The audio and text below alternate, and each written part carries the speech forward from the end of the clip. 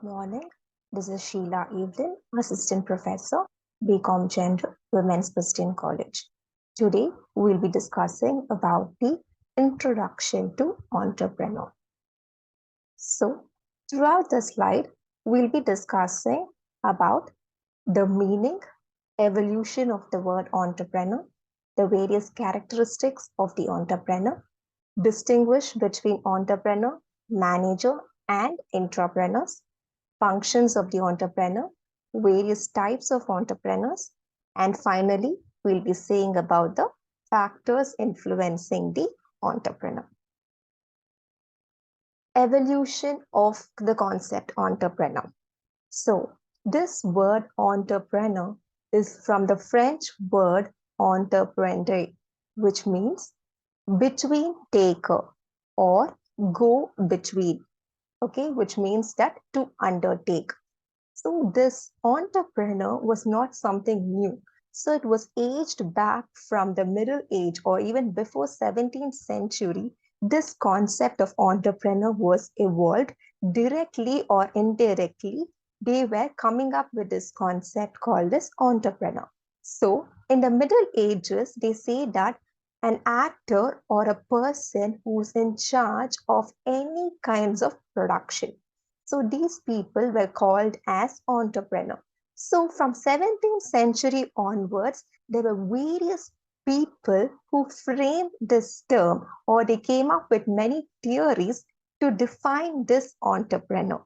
So, and then they came up with 2008, they came up with a final definition according to the National Knowledge Commission of India, says that it is the application of knowledge, skills, and competency and new idea for launching an enterprise, for diversifying the existing one to generate wealth, employment, and social good. So from middle age till 2008, there were so many confusions, there were so many evolutions for this term entrepreneur.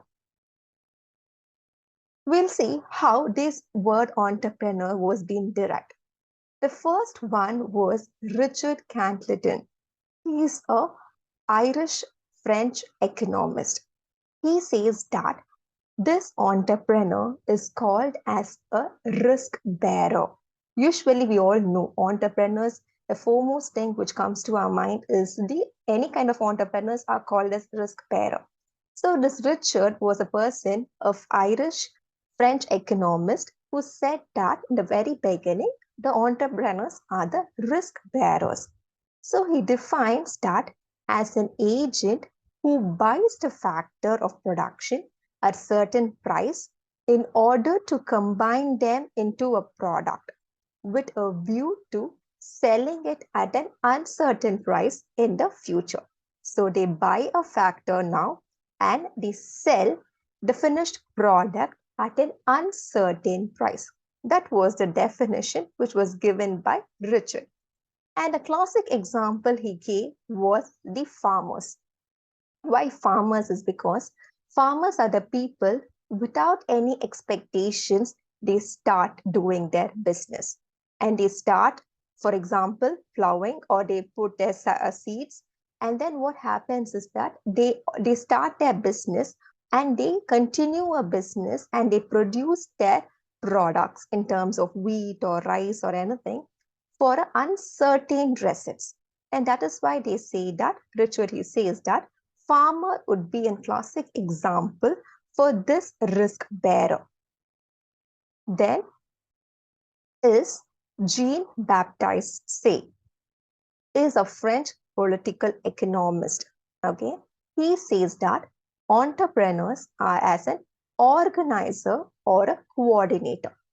Now, why did he say organizer or coordinator? Is because he defines one who combines land of one, labor of another, and the capital of yet another, and thus produce a product. So, with the land, labor, and capital, he or she is producing a product. That is why he says that an entrepreneur is an organizer or a coordinator. Apart from this, he says that there are three essential factors which is required for an entrepreneur. The first one is the moral quality for work. Okay, so that is said to be one of the most important thing. Why? Is because the judgment, perseverance, knowledge about the business world. Anything, any kind of entrepreneur, they need all these three important things. Before even starting their business, they need to know what kind of business or how the business world is right now. So the moral quality of the work in terms of judgment, perseverance, knowledge about the business world is important. The second thing he says is that the command over sufficient capital. Without capital, you cannot do any business. So capital is one of the most important thing. That is the second thing he says. The third one is the uncertainty of profit. So we all know the profit for a business, a new business, is always uncertain. So the uncertainty of profit should also be recognized. So these are the three essential factors which Jean-Baptiste says is essential to be an entrepreneur. The next one is the most famous person in economics is Joseph A. Schumpeter. So is an Australian, a political economist. What he says is that the entrepreneur is a innovator. Okay, so in his theory of economic development, what he says that economic development is a discrete dynamic changes. Okay, any kind of economic development is a dynamic changes which is brought by the entrepreneur by instituting new combinations of factor. So that is nothing already existing they don't do, something new they come up with. That is why he says in his theory called as economic development, he says that any new combination of factor of production that would bring a dynamic change that will increase the economic development. He also says that entrepreneurs are creative destructor. Okay, why he says entrepreneur is as a creative destructor? Because he takes innovation to commercialization by embedding it in an environment where it does not exist previously.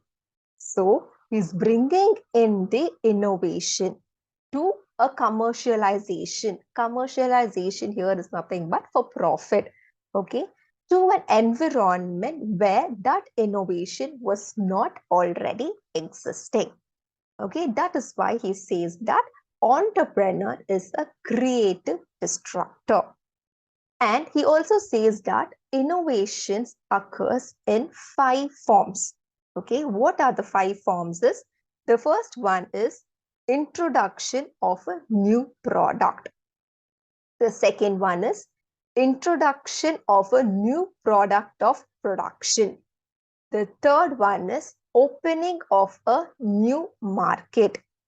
Fourth is discovery of a new source of supply of raw material. And the last one is carrying out a new form of organization of any industry.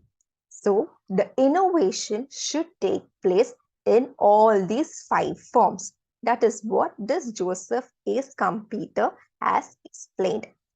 With all these ideas of the great philosophers, finally, we have come to this definition for the entrepreneurs. Here they say that entrepreneurs can be defined as a person who tries to create something new, organize production, and undertakes risk, and handles economic uncertainty involved in the business. So if you see in this definition, there are few unique things which you could remember. The first one you could remember in this definition is a person who comes up with something new, organizes production, tries to create something new. That is the first one. The second one is he organizes their production. So he wants to bring something new, then He's telling that he organizes the production. Next, he says that undertakes risk. So, entrepreneur should be a risk bearer. And then in the definition, he also says that handles economic uncertainty. So when all these characteristics create something new, organizes production, undertakes risk, and handles economic uncertainty involved in the enterprise. So with this, you have an idea of what the entrepreneur is and who is an entrepreneur. Now with this, we'll see what are the characteristic of what makes an entrepreneur successful. Okay, you could see in this picture some of the few successful entrepreneurs in recent times. So there are around 9 qualities which the entrepreneurs should have.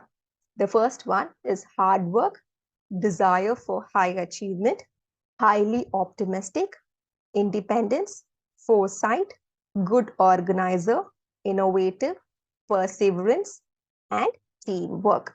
So these are the 9 important characteristics an entrepreneur should possess. Now we'll see in detail. The first one is hard work. An individual who works hard will be successful in life. Similarly, even an entrepreneur. So that willingness to work hard will make an entrepreneur successful. And when an entrepreneur has that willingness to work hard, what happens is that it will ultimately becomes a habit for them. So once you practice hard work, so what happens is that it becomes a habit for the entrepreneurs. To become an entrepreneur, hard work is first important thing. The second one is desire for high achievement. When you have the motive to achieve anything, whatever the obstacles, whatever the anxiety, or whatever the misfortunes that comes up, you will easily break it and you become a successful entrepreneur. So high achievement motives the strengthen some on the obstacles, suppresses anxiety, repairs misfortune, and devise the expendence and set up and run a successful business. So you have, when you want to start a business, you need to have the desire to have a high achievement. The third characteristic is highly optimistic. So a successful entrepreneur should have a positive attitude. Only if they have a positive attitude, whatever the failures they see, because entrepreneurs, the job is not so easy. It is a risk-taking job. So they need to be highly optimistic. So they do not distribute by present problems. They should not be disturbed by the present problems which they face. We say entrepreneurs are risk bearers. So whatever the risk, they should be highly optimistic and have a positive approach to all the failures and the risk. The next characteristic is the independence. Independence is nothing but most of the entrepreneurs are independent, especially when they take decisions. Though they come up with there'll be people together who start a business, but a successful entrepreneur do not be guided by others and to follow their rules. So usually these entrepreneurs are the decision maker. They need to take a decision instead of having an opinion from others. Okay, so n number of opinion makes a person confused. So instead of that, these people have to be independent. Next is foresight. Foresight is nothing but a characteristic which as all the entrepreneurs should know, especially they need to know what kind of business environment, the business world they are in, especially the changing market condition, consumer attitude, technological developments that takes place, etc. So the recent knowledge, the recent trends, the recent skills which has been updated, they need to know all these things, the foresight that they need to know in order to sustain in the competitive business world. Next is the good organizer. The ability to bring together all the required resources for setting up the enterprise. So, not just resources in terms of assets, but also the right skilled employees required, where to put them, what kind of job to give them, what kind of asset to buy, how much investment should they make. All these things they need to identify. That is why they say they need to have a good organizing capacity or skill. The next one is the innovative. So these entrepreneurs should be innovative enough to satisfy the customer's requirement. So customer needs and wants will vary accordingly. So they need to know the current trends which is there in the market, and accordingly they need to innovate themselves. Next is the perseverance. Perseverance is nothing but they do not give up their effort even if they fail. If they fail, they need to look that as a learning experience. So the perseverance attitude is important for an entrepreneur. The last characteristics is the teamwork. He cannot do everything by himself. He needs to have a good team. That's why they say team. T is together, E is everyone, A is achieve, M is more. Together, everyone will achieve more. That is called as team. So, bringing people together is the beginning. Keeping people together is the progress. And working with them will bring them success. So, you cannot say one person can do all the work, though one person's idea is their idea, but he needs a good team to support them. Only then there will be profit or there will be achievements. So these are your 9 characteristics which the entrepreneur should possess. Now we'll see the functions of the entrepreneurs.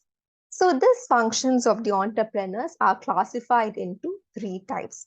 One is based on the managerial function, the second one is based on the promotional function, and the last one is based on the commercial function.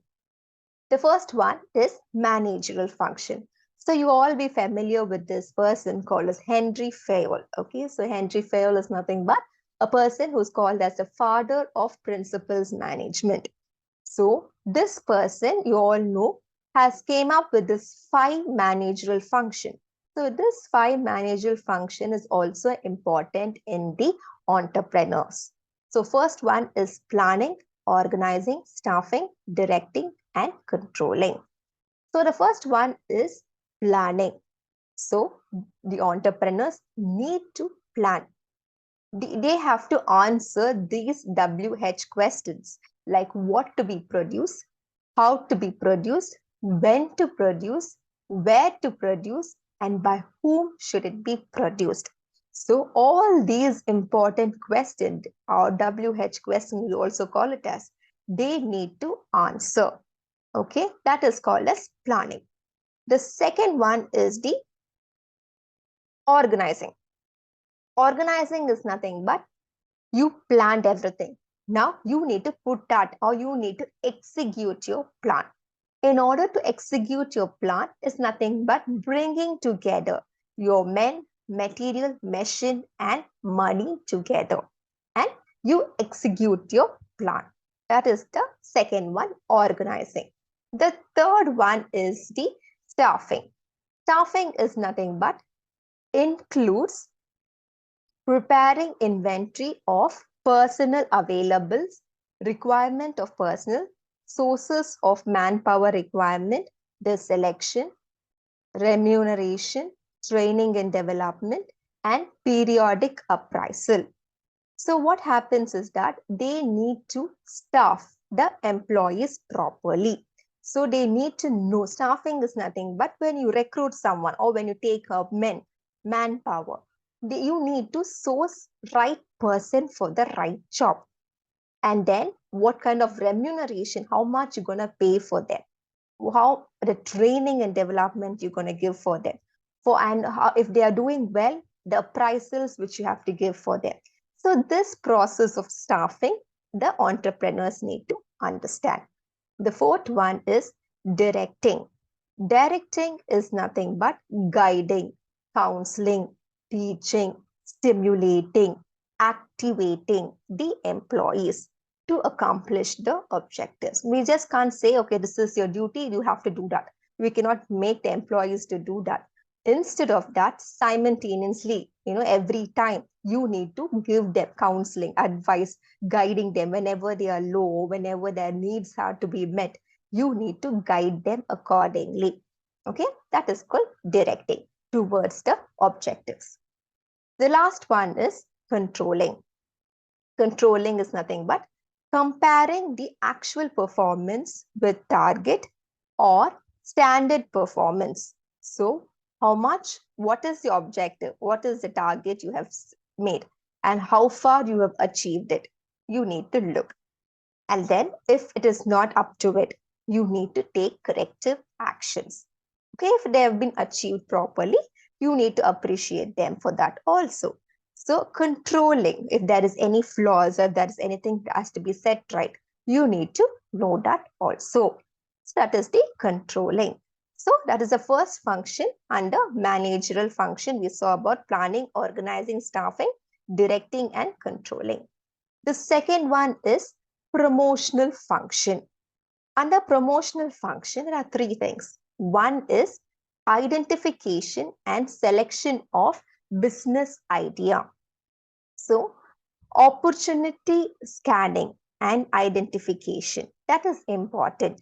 So your idea, you need to identify it properly. So proper identifying of idea and whether it is profitable or not, whether that could sustain for a long period of time, that you need to know first. So identification and the selection of business idea. That is why they call it here, it has a research gap. You need to do a research on where there is lack or where there is more demand, where there is customer's requirement was not been fulfilled. So that you need to identify. That is the first one. The second one is preparation of business plan or project report. So once you know what you have to do, you need to do it in a report form, or you need to write a proposal. Okay, that will be useful for establishing the enterprise. So it will be like a layout for you, what you have to do, what you shouldn't be doing, everything that will be there in that report or your operating document, or it could be also called as your project proposal. The last one is requirement of finance. Without finance, we cannot do anything. That's why we say finance is a lifeblood for any organization. So now you need to know whether it is a short-term or a long-term finance you require. So you need to be very clear with that first. And then accordingly, for entrepreneurs now in recent times, the government are providing n number of opportunities. So you need to understand what kind of business you're going to do, whether it is a short-term business or a long-term business. That has to be clearly identified. And then accordingly, you could ask for loan or ask for any finance, from outside, or you're going to fund from your relatives or friends. Only then when you know the requirement of finance, only then you could go into your next process. The last function is the commercial function. Commercial function, under commercial function, you have it production or manufacturing, marketing, accounting. Production or manufacturing here is nothing but it includes the decisions relating to the selection of factor site, design, layout, type of product to be produced, research design, and research and development or design of the product. So what you're going to produce, how you're going to produce, where you're going to produce, what type of product you're going to produce, everything you need to know. That is the production and manufacture. The second one is marketing. Now, once your product has been produced, you can't just keep it idly with you. You need to sell it. You need to market it. Not just selling it, but you need to do consumer research, product planning, promotional strategy, how much price you're going to keep, what are the distribution channels you're going to use, where you're going to warehouse it, all these informations you need to check with it. The last one is accounting. So everybody does a business to earn profit and create wealth. So how you going to account it for? So here you have few process. First, you need to record the transaction, classify your transaction, summarize the transaction, preparing the final account, and finally analyzing and interpreting the result. Through these 5 processes, you need to show a proper accounting statement. Now we'll see the differences between entrepreneurs and manager. Entrepreneur and manager. First one is motive. So the motive of the entrepreneur is to set up an enterprise. The motive of the manager is just to render the service in an enterprise.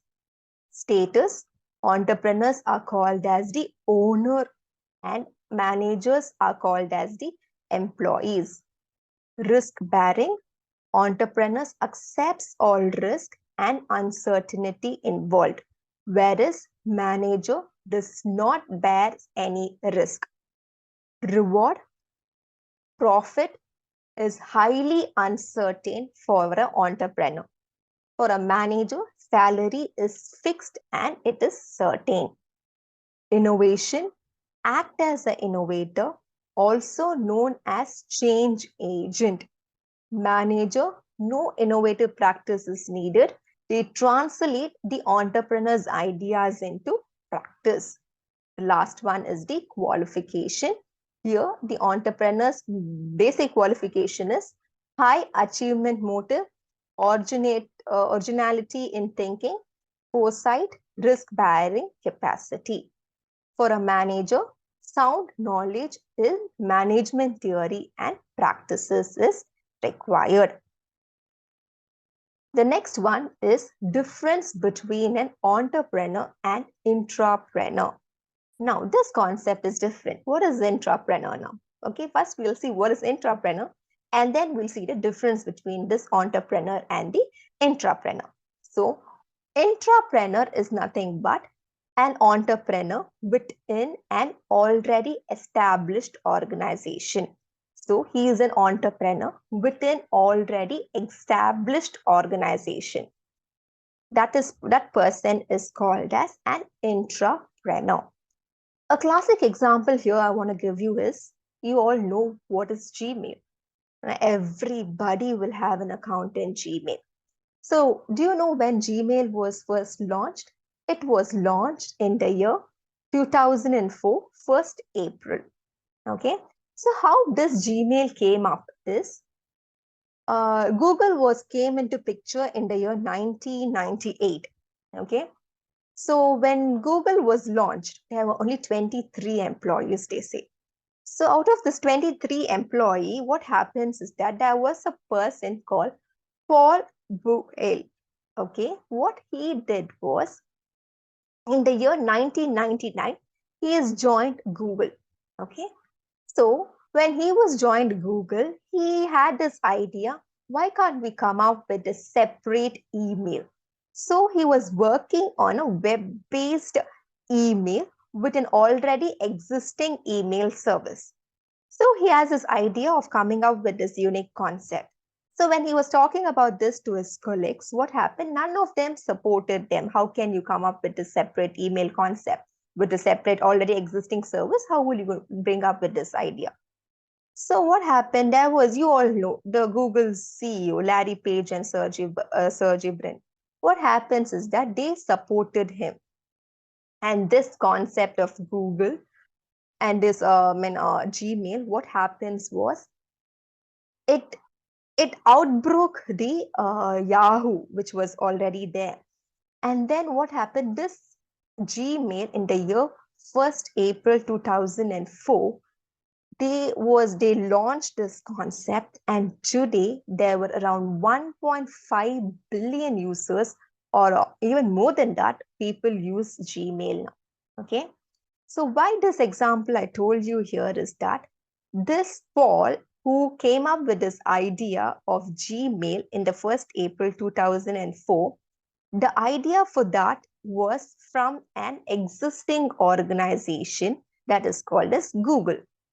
But this Gmail idea was his own idea. So, intrapreneur is an entrepreneur within an already established organization. So, this Paul is an intrapreneur, okay, within an already established firm that is your Google.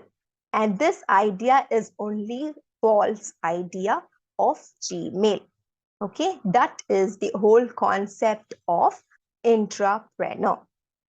Okay, now hope you understand what is intrapreneur. With this, we'll see the difference between the entrepreneur and the intrapreneur. The first one is dependence. Entrepreneur are independent, whereas intrapreneur are dependent.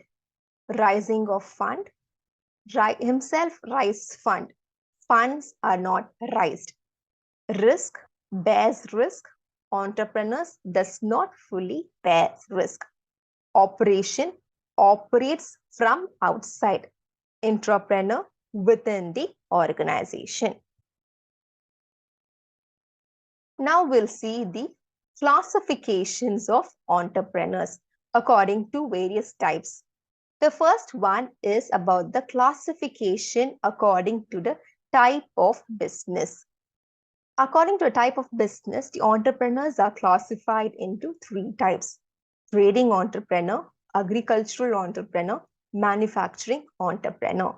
As the word says, trading entrepreneurs, what happens is that these entrepreneurs, they manufacture, they procure the finished product from the manufacturer. They sell it to the consumers either directly or indirectly, or to even retailers they give. And they also act as a middleman. That is why they call as a trading entrepreneur. The second classification is agricultural entrepreneurs. Agriculture. So any kind of work, any kind of practice which is related to agriculture, that is what they do here. So cultivation, irrigation, marketing of technology or anything that is relevant to agriculture, they will be doing. The last one is manufacturing entrepreneurs. Identify the needs of the consumers and convert the raw material into finished product. That is the only goal of these manufacturing entrepreneurs. The second classification is based on the technology. So based on the technology, you could classify the entrepreneurs into 2. One is technical entrepreneur. The second one is non-technical entrepreneur. Technical entrepreneurs are a person who uses science and technology in the product or services which he is offering. Whereas non-technical entrepreneurs are a person who does not use any kind of technology, but they come up with alternative strategies in order to survive in the business. The next classification is based on the size of the enterprise. So you could classify the size of the enterprise based on the investments they do. The first one is if they do an investment up to 1 crore rupees, then they are classified under the head called as small scale entrepreneurs. If their investment is above rupees 1 crore but below 5 crores, then they are classified under the head called as medium scale entrepreneurs. And finally, the last large scale entrepreneurs, an investment which has more than 5 crores, they are called as large scale entrepreneurs. The last classification is based on the gender: men entrepreneur and women entrepreneur. In recent time, women entrepreneur, there's so many researchers, there are so many people, women entrepreneurs are coming up, and it is going in a trend in recent times. Even the equal opportunity is given for women as well. The next classification is special because it is based on a Clarence Danoff classification. And what he says is that he did a research in agriculture in America.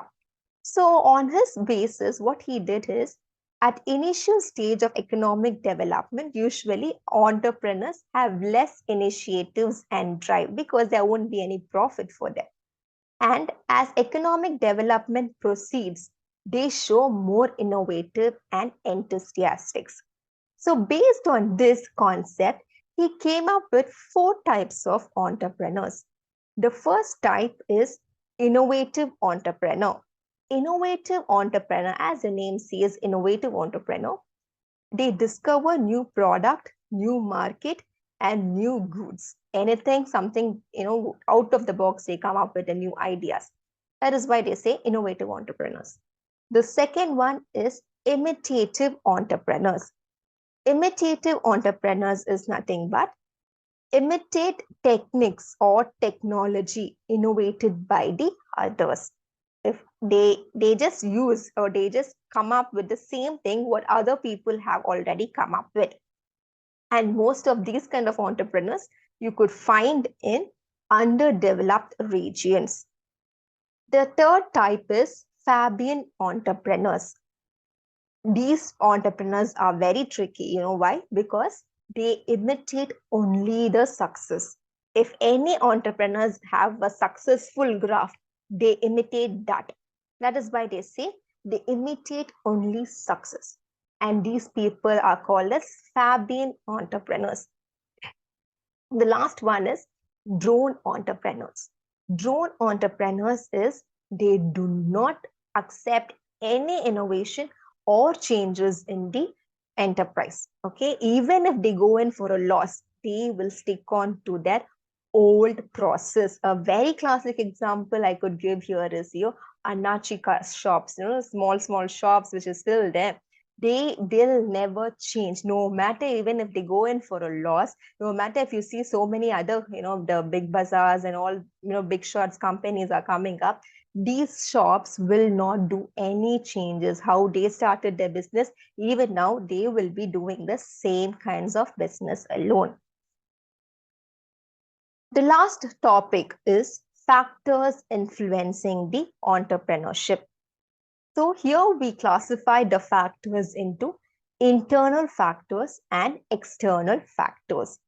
So entrepreneurs is not an easy job. To become an entrepreneur is not an easy job. So there are various factors which influence them.